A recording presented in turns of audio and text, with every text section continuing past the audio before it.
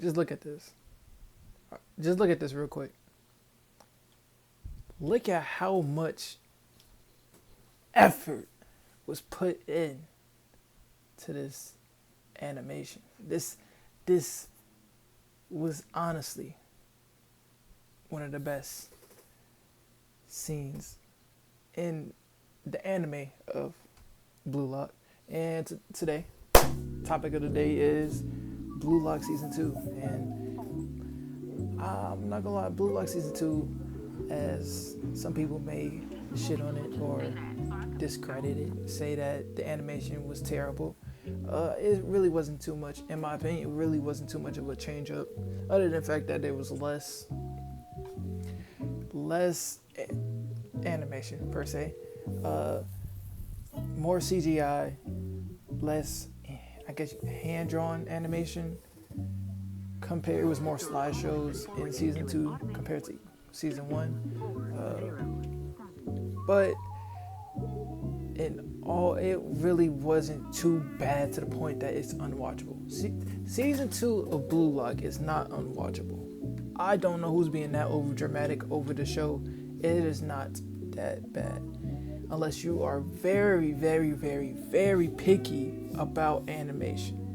You know what I mean? Very picky, very nitpicky about animation. Season 2 was, in all terms, good because of the plot.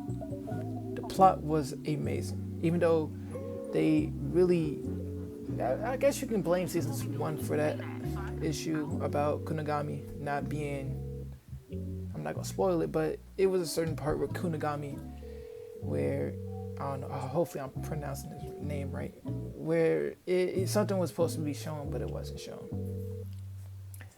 That is one of the main issues when it comes to plot. But the whole issue with the show is animation, certain pace. People don't like the pacing. It seems like the show was rushed, which I can understand too. It was a little speedy. You don't get to see a lot of players get to see a lot of players get their screen time. Or there's a lot of matchups that weren't shown, like Bachara. Bachara doesn't get a lot of screen time in this whole arc, in this whole season. He doesn't get shown a lot. Even when he was in the last matchup to decide the selection for the U20 team, you didn't even get to see what Bachara can do after all this waiting for season 2. The only time you really get to see Bachara do something is in the beginning of the U20 game, and after that he's basically a ghost. He doesn't exist anymore.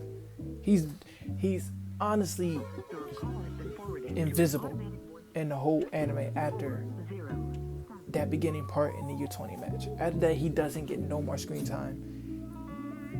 It's it. That's all. After that, it's just Rin, Sai, Isagi, Nagi, Rio, Baru. Am I forgetting somebody else?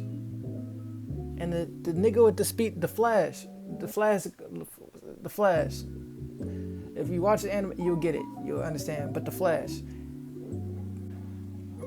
Those and a couple others are really some of the only people that have a sense of depth and detail to them in this season.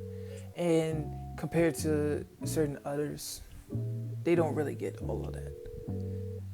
Like Bachara, I feel like Bachara, there could have been more to, at least more seen of Bachara. That's about it. That's my one complaint about that. And there were other parts that they did good, and they didn't really reflect on it too much, but they showed Chigiri, who couldn't run for the whole entire, he couldn't use his speed for the entire match, and that was something that limited him. And that's something that he will have to work on in the future. And you see how much that affects him. You see that with Chiguri.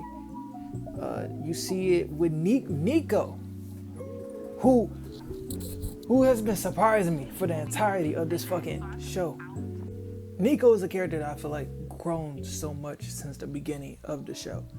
And I feel like it really shows in season 2 in the U20 match, and it shows how much he progressed since the beginning parts of season 1. So that is something I feel like they did well when it comes to showing certain progresses from characters that really seemed like they weren't gonna go far in the show. Like, I honestly thought Nico would be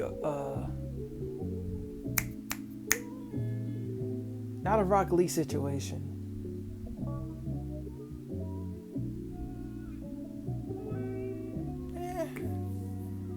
Let's say, damn, what's a Prodigy? I can't really think of it right now. But he was a major impact to the match. And that was something that I loved to see. Something that I liked seeing going through the whole arc. And once you pay more attention to the plot, and while the plot has its issues for sure, it's not unwatchable. My whole argument is the fact that it's not unwatchable. The show, the season, is watchable. Pretty fair. It's pretty fairly watchable. I will say that. I don't think it's so bad that you can't look at a single fucking frame of this anime. Is it for sure rushed? Yes. Is it slideshows? Absolutely. But once you get to that last episode, was it worth all the bullshit?